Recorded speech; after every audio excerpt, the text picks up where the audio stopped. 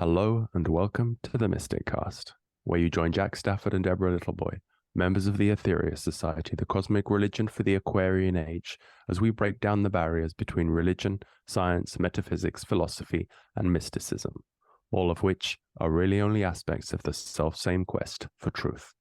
Please note, this is an independent program, not produced or fact-checked by the Aetherius Society. Today, our guest is Patty Conklin. Hello, Patty. Hi, nice to be with you. Thanks for having me on. It's wonderful to hear you. You're up in the clouds there. I am. This is my backyard. You're getting color healing from the back of your head. That's right. Which is really what we want to talk to you about today. We have I've been reading up on it in this book, King Yoga. Yes. Realize You're in a Potential, which is a book that we study a lot in the society, and there's a lot in here about color healing. So just want to talk to you about, share notes, basically. Yeah. And I just thank you so much for the invitation. I had never heard of your organization until I got the invitation. And then I looked at it and I went, wow. And I watched a few video shows and so forth and just realized how much we align in beliefs and thoughts and so forth. And I think a little bit of a take that I have on color that I didn't see discussed that I'd love to go more in depth on, because, there's Patty's world. There's two active frequencies in the world. It's color and it's tone. And that's it. Everything else is an add-on. But these are the two core active frequencies. And so you can't not use them. So my world is using color. I will at times use tone when I feel like someone just is stopping themselves from understanding the color. But basically everybody gets homework with me, and that's over 100,000 people around the world, and they get color works. Wow. Plain and simple. What do you mean by tone then? Just we could clarify that. So frequencies, so every color has a frequency. Every tone has a frequency. I believe that. You mean sound? Sound, yes. Okay, sorry. Sound. Okay. And so there are sounds that we don't have in our language. There are colors we don't have in our language within our spectrum. And I think that sometimes we get too narrow in what we think we believe instead of letting our bodies do the healing and taking what it needs, whether it's tone, whether it's sound, or whether it's color. And I find the most rapid releases from color. When we're looking at disease, when we're looking at emotions, when we're looking at all of that. So I don't know where you want me to go from there. I can go all day on color. Yeah, well, it's so interesting. Just from our metaphysical studying, I noticed that they say that each tattvic ray, so behind you have those rays of light, is a realm of consciousness. So the electromagnetic spectrum, we can only see a small part, and we exist at those frequencies. Yes. And also another thing that sprang to mind was that color and sound are really only aspects. When you get to the deepest level, they're the same thing. Exactly. So they're particles. They're particles. I mean, I think if, my work has always been about quantum physics to metaphysics. How do we marry science and all of the other realms together? Because for me, they're not separate. Energy is energy until it's not. And, frequency is frequency until it's not. We can interchange the words. But once a human body stops moving that frequency, then you need to get in there with colors to start moving energy back through the human form. And I think that, there's been so many books written about color having a specific meaning. And I take that out of my equation altogether. To me, color doesn't have a meaning. It has a frequency. And every single person has their own frequency. And I think that, people will say, well, white and green and, purples are healing colors. In my world, they're colors that come up through your body that feel really good, right? You feel awesome when you move those colors through. But if you're really working on moving a disease from the body or shifting your frequency, the blacks, the browns, the rusts, the heavy colors, they feel heavy. They're hard to move through your body, but they shake the most emotion out of a cell. They actually do the hardest work. You don't feel great when you're doing it, but that's not the point, right? The point is to get beyond a disease or whatever problem you're having. It's about letting your body pick the color that it needs, and it changes every single millisecond. So if your body says, if you say, what color do I need to remove frustration from my adrenals?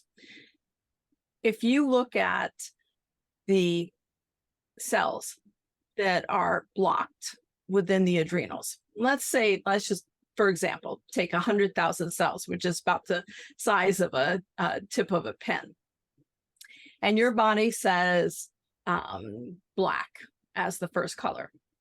Even before you get that first breath out, you'll already have 5 or 6 different colors. You may not be aware of it, but by the time you get that first breath, your body's going to be pulling what it needs to get the frustration out. So if you've got 100,000 cells and a color comes through and it knocks the emotion out of one cell or shifts that cell in any manner, it changes the frequency of the mass. Okay, just by one cell changing, now you've got 99,999 cells with a different frequency. And that's why a different color is necessary. And if you trust your body to do what you've instructed it to do, you get great success. If you believe that you have to have a color to heal, you're not as successful because there's a couple of different dynamics that take place. One, if I have 3 clients with breast cancer, all the same breast cancer, they all developed it because of different emotions at different timelines in their life. So you can't just use one color and go, this is what you use for breast cancer. I have a frequency, you have a frequency, Deborah has a frequency, and we're all different. And so where orange may be the frequency for me, it may be yellow for Deborah on that initiating color, right? So it's understanding our bodies are incredibly logical. They're very linear, and you have to give it specific instructions on what to do with this color. You can't just say, what color do I need to heal? Because your body's going to come back and go, well, where do you want me to start? Because, I could start on your toe. I could start on your knee. I don't understand, and nothing happens. And so, I think it's identifying what it is that is taking place, and then taking it from there and allowing your body to pick up those specific colors that it needs, whether we're going from a stage 4 ovarian cancer to a stage 0 ovarian cancer. How do we reverse it? We reverse it by getting the particles shifted.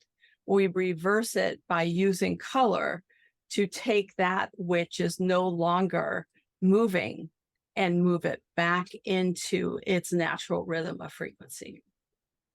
It reminds me of that test. Capacity. Give me sorry, Jack. You know what I'm like. How would you practice? I mean, what's the step-by-step approach with? So Deborah's your client, for example. What would you tell me to do, or what would you help me do? Yeah. So we would have a discussion real quick about what's going on in your life, personally, professionally, physically. As you talk, your body talks. And your body may say, yeah, she thinks she's got arthritis in her right elbow, but it's actually coming from her spleen, and it shot a tendril over to her elbow to get her attention. So I'm going to start in the spleen. So So once I identify, or you identify the emotion, because typically something had happened within the prior 6 months of somebody coming down with the disease, something that took place that was emotional, that was the straw that broke the camel's back. So let's just say it's frustration, okay, and it's sitting in the spleen, and we all store differently, right? We don't store in specific places. We store the first time we have the event in the weakest part of our body, okay? So while we may have this generic of, this stores here, it really doesn't work that way. And so let's say the spleen, let's say frustration in your spleen.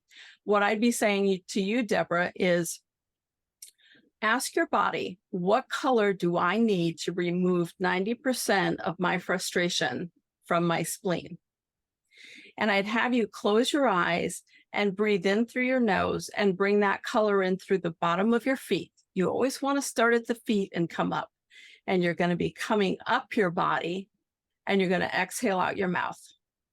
And as you exhale out your mouth, you're exhaling out those tiny particles, those tiny pieces of frequency that is frustration. And you're going to do that for about 5 minutes. And you're going to switch it to white. Sometimes black comes in, sometimes different color. Most of the time we just go to white. And then we go to, what color do I need to fully balance? And that can be a rainbow. That can be 2 or 3 colors. That can be black. It can be whatever it is. And you, again, breathe in through your nose, bring the color in through the bottom of the feet, go straight up and out through the top of your head. Because what's happening is this, it's tangible. We're not working within the auric field. We're working within the subtle energy field. We're working within the immune system, within the field that you came to this planet with. And so because we're unique in every single body, your frequencies are going to be unique. And so people have reported throughout the world of seeing colors that aren't on our spectrum.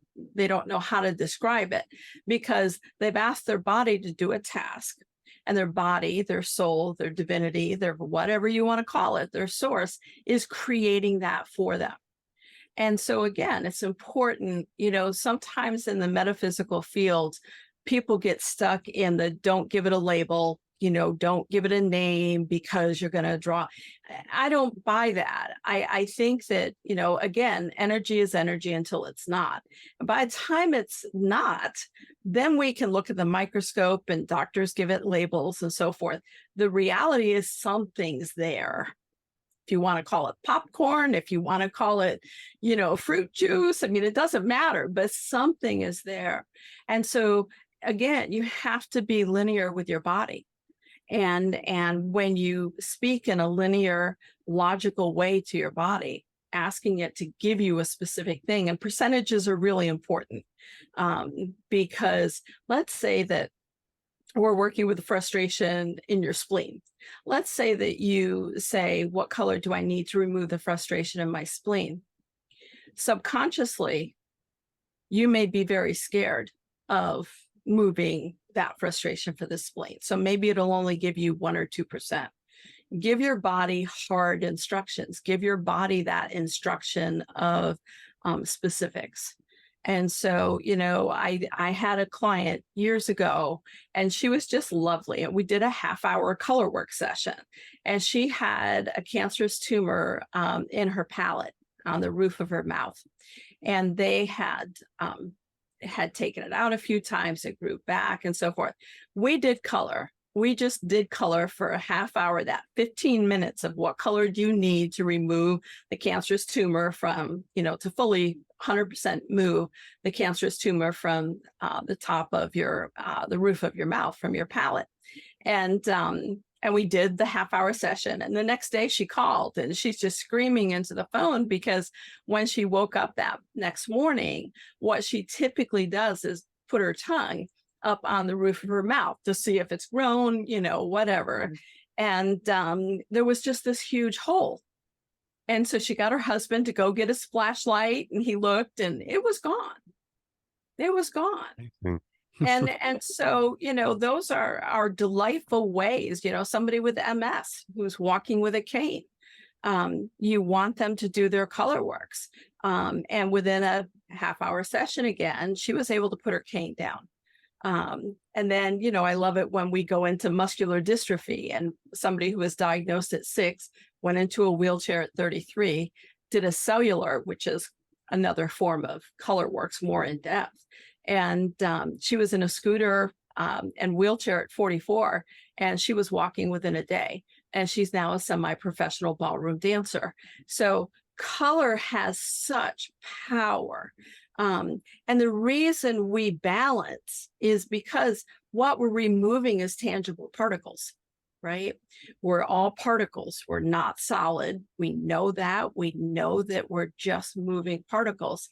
And you rebalance because you shifted the particles inside your body. So it's not just enough to say, what color do I need to remove? It's important to then balance it. And those could be rainbows in 2 or 3 colors or 1 color, and do that for an additional 2 minutes and rebalance your body. And if you're feeling a little wobbly, then you want to go ahead and stand up and walk around again for a few more minutes and get your body back in sync. It's incredibly powerful. And I think that the simpler we make it, the more powerful it is. That's Can I wind back? Sure.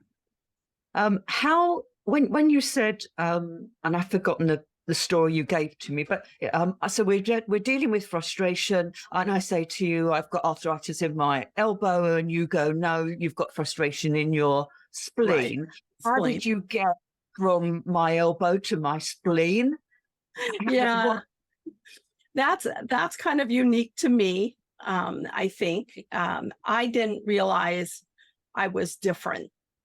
You know, I came from a very poverty, you know, hillbilly back town, and didn't have really any friends, and had a very dysfunctional family. And I didn't realize I was different until I married at 19, and my then husband was a professor at Cornell.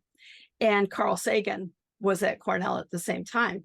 And so during faculty get-togethers, picnics, and so forth, Carl and I would run away to a corner, and he just constantly said, Patty, you are not normal, because my world is black and white particles. I can tell you what a color is, but I would never be able to tell you the shade of color. My sons used to get so frustrated because I'd get ready to go do a TV show or something. And if I walked out of my bedroom and they looked at me and said, oh, you look beautiful, I knew I'd matched. And if I walked out and they said, oh, you look pretty, then I know that I don't match. And I'm like, my clothes match. Like, no, they're not even close. And so someone would go in and pick out an outfit for me. So my world is, when you look at the television, when you're watching cable, and the cable goes out and it turns to snow, that's my world 24/7. There's no getting out of it. Because of Carl's pushing for me to get tested, I wasn't tested until I was 28, was when I finally let them examine me. And we found that I had Einstein's IQ, but my brainwave pattern was almost 250% faster than an average person, which is what allows me to see in particles instead of solidness. You know, some of the scientists studying me felt that I was a high functioning savant because I still have some of the severe anxiety, it being in public. Not when I'm teaching, but if I have to go to a restaurant by myself, I can sit in the car and cry for an hour. So, you know, we studied it enough so that I began to understand life as I saw it, not as how other people saw it. So when you're speaking to me, Deborah, your body's giving me its own story. And yes, I want to hear what you say, but your body only recorded truth. Only recorded truth. It doesn't know what you want, what you don't want, unless you tell it. And, you know, we look at individuals who are diagnosed with cancer, and the first thing out of their mouth is, I'm going to fight this thing. Well, what your cells actually do is they contract, and they take down your immune system. And if you say, you know what, I'm in surrender mode, I'm going to do everything I can possibly do to reverse this and remove this, but it's going to be a fun journey. And when you have that attitude, your cells grow, open back up, your immune system starts to flow, and then you start working with that specific area that has been identified. So people may say, I know what the emotion is and I know where it's stored. More times than not, they're absolutely off base. And so my rule of thumb for people is, if you've gone to an allopathic doctor, if you've gone to a naturopath, if you've gone to a chiropractor, and you've gone more than 3 times and you're still having issues, you're not at the core of what the problem is. Because if you're going in with arthritis in the elbow and everybody's treating the arthritis of the elbow, it's not going to get better, because that's not where the core issue was stored. That makes sense? So can you see over Zoom? Are we pixelated? Are you? Can you Yeah, see? you're pixelated. I mean, I've just, I've learned to function in my world. I'm 66 and just turned 66 on Sunday. And it's like, okay, everything is pixels, and it's like in the Matrix. Have you know the movie? The Matrix. With, yeah. Absolutely. And I, when I'm working with someone in depth, I take on their illness. So there'll be 24 to 48 hours of vomiting and diarrhea as I take the illness from their body into my body and then process it. And it's just part of how my gift developed. I've been doing this for 28 years now. And it is what it is. So you think quite carefully before taking on a new client? No. I mean, I just feel like whoever sent to me is who sent to me. Yeah. It's exactly what Dr. King taught us, that he said to cure cancer, you have to take on a cancerous condition and then throw it off, because then you understand how it's come in and how it's gone out, and then you can help. But he didn't suggest to any of his followers that they do that willy-nilly, because that wasn't a great idea. So he went with like the pure simple. We bring in white light, because you know what? That's got all of the colours, and right. Your body will know what it's going to take. And so it was very, very simplistic. Yes. It's very simple in his format, because he wanted everybody to understand the frequencies of colour and absolutely. Bring it through.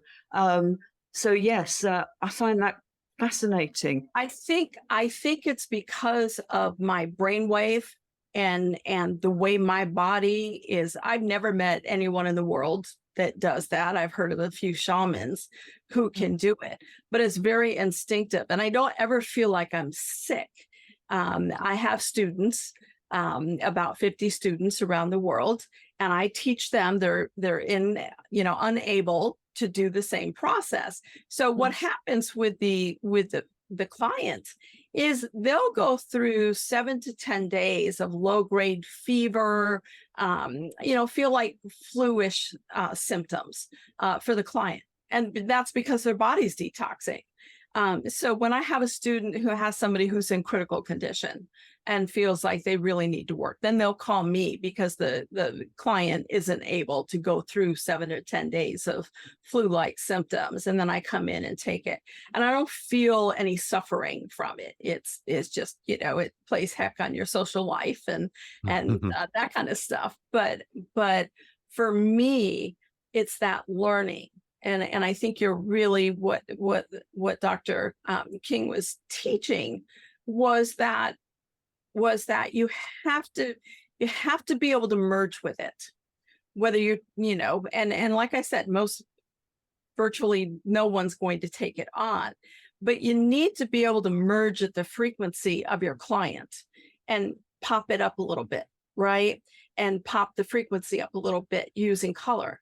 And so when you identify what's going on with the client, then you can merge with them, pop it up a little bit so that your energy is going out, helping them. And white light is phenomenal. But there are times when, in order to get that stagnation flowing, it needs a harder, coarse, very specific color. And I just think that, it's been a blessing of a gift, and to be able to do this for people and help people. but it's getting beyond the limited understanding that so many people have of color and just how critical it is in terms of our wellness. We do the Brilliant. violet flame practice as well quite a lot. Pardon? We do the violet flame practice as well. We take the flame from the Mother Earth and we use that as a cleansing for the aura. It takes all the dross out of the aura. Do you use Right. the violet flame as well? I do not, because I don't work within the aura. This is my theory, and you know, I'm self-taught, so I've never taken training from anyone. So this is just kind of how I see how we've developed over time. And I think we came to this planet as light beings, as beings that didn't have form. And over time, we began developing emotions, and those emotions slowed down our frequency, and we became mass. And then over time, because our emotions became so strong, we became so solid that we added on the auric field in order to still stay in tune with the frequency of the universe. And so to me, and over the last 5,000 years, I feel like we've messed that up, which is why a lot of people work in the auric field.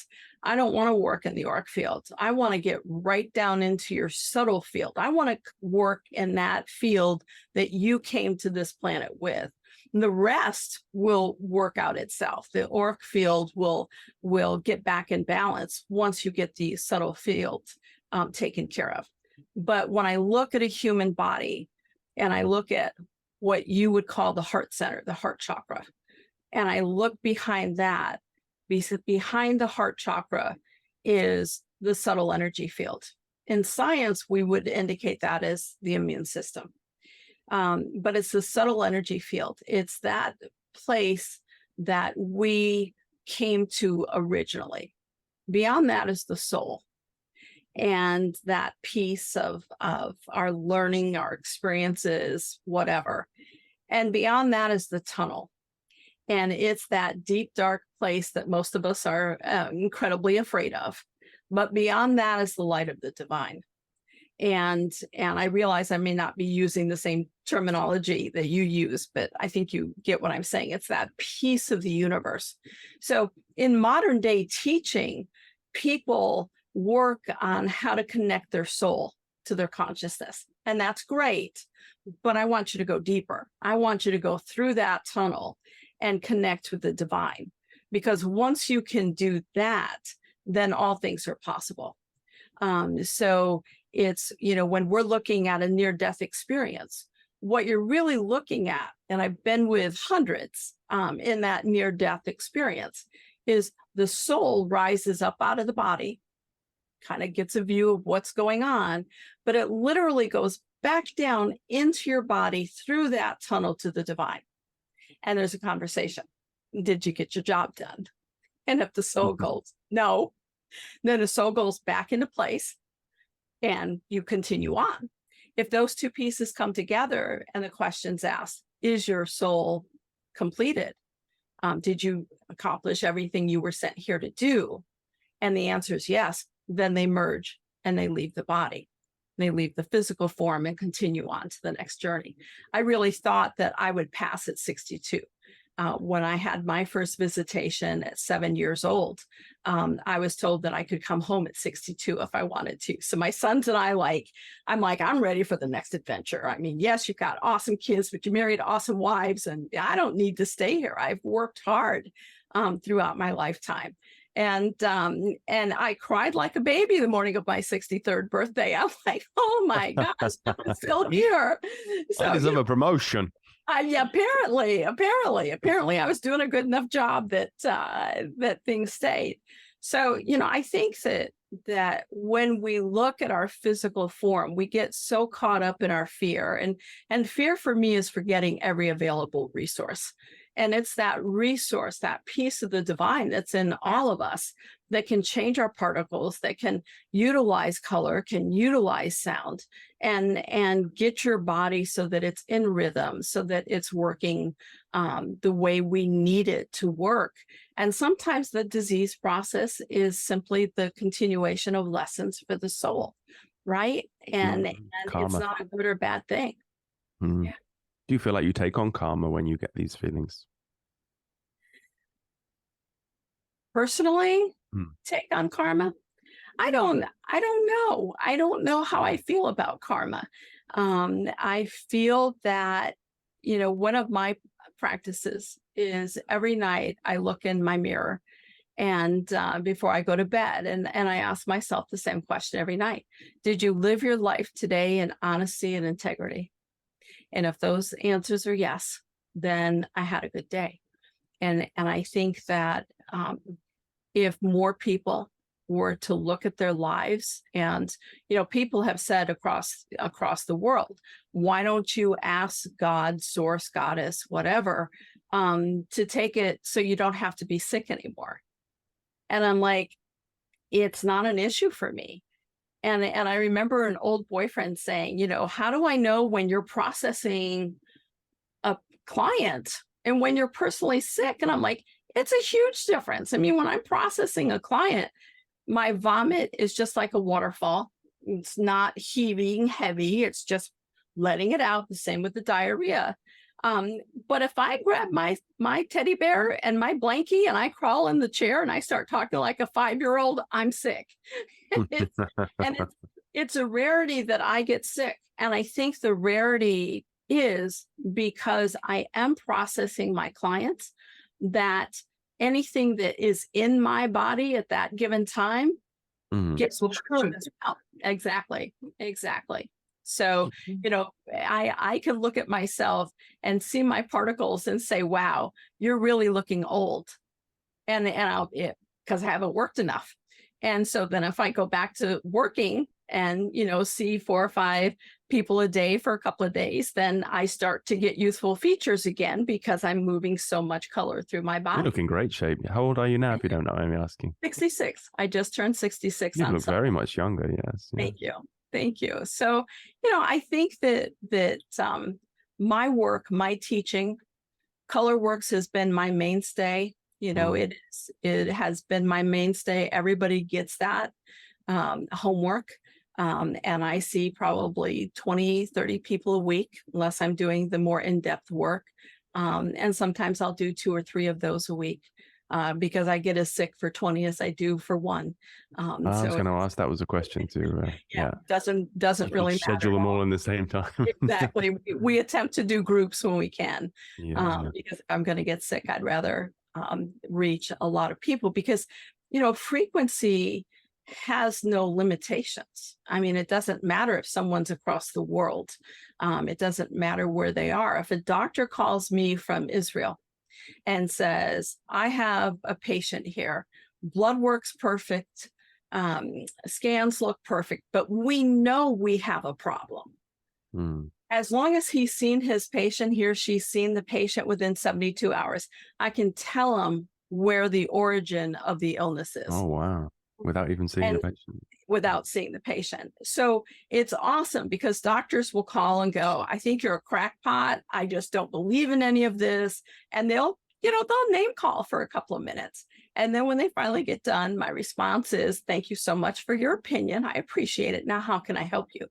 And it's typically because it's word of mouth from other doctors going, she helped my patient and maybe she can help yours.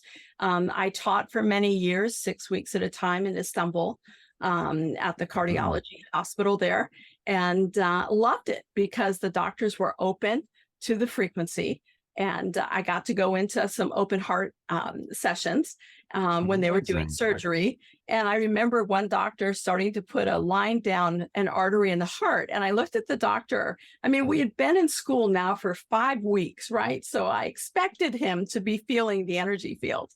And I said, what did this man ever do to you? And he looked at me and he's like, what are you talking? The scan's clear. And I'm like, you didn't feel, you put that through and you're going to kill him. And all of a sudden he took his finger and he started feeling down that artery and he's like, it's totally plugged. It's like, yes, it is. So, I love the fact that allopathic is slowly getting on board. The naturopaths are just appalled that I will support chemo if the patient desires it. If they want to go for it, I can stabilize their body. I can teach them how to use color so that they're not getting side effects, so that they don't have to lose their hair. They don't have to be sick. Those are all fear-based issues. You know, I mean, think about it. Before we had microscopes, I mean, a couple of 100 years ago, you had a crick in your neck, you know, you had a bum knee, you know, your stomach was off, you know. We use very generic terms.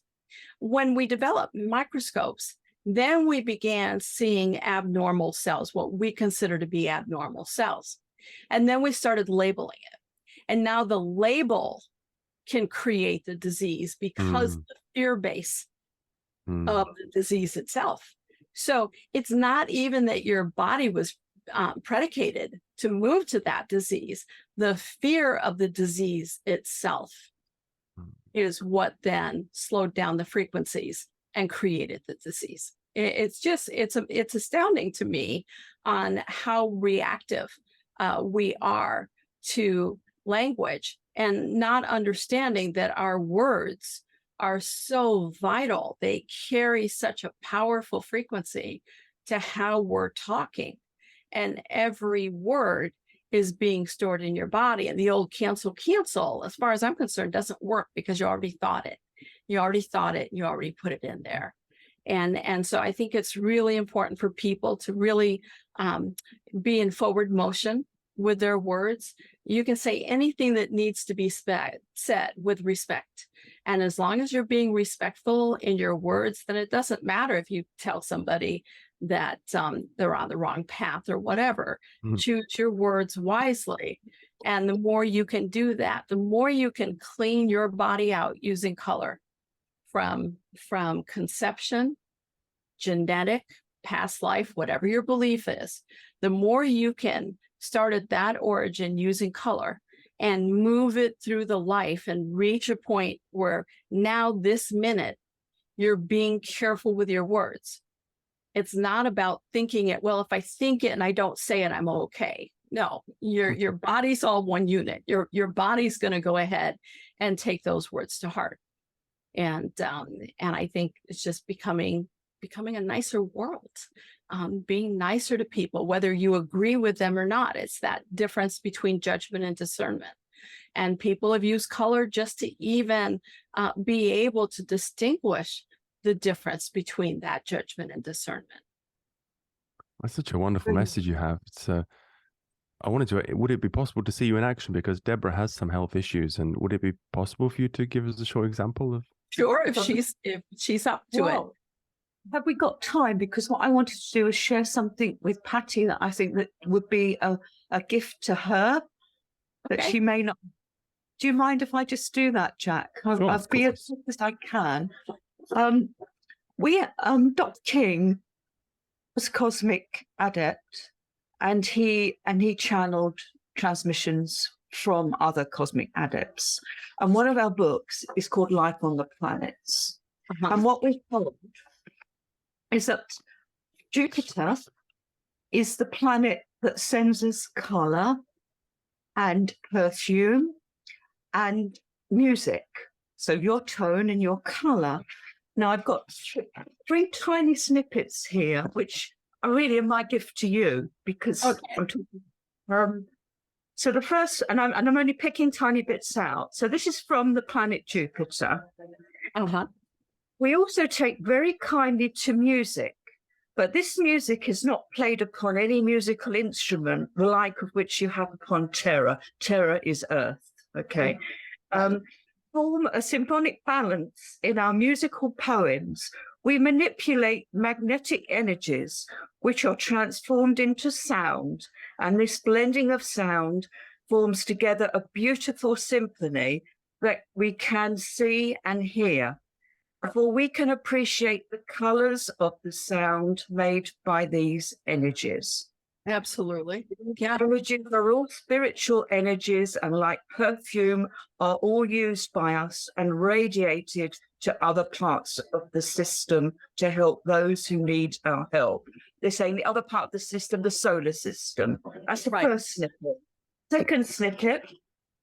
This transmission is coming from sector known as Jupiter 9-2, now orbiting planet Terra, impregnating the planet Terra with color energies and music energies. So they are radiating those energies down for us, anybody that can pick it up to use it. That is their gift to us. The third point that I wanted to share,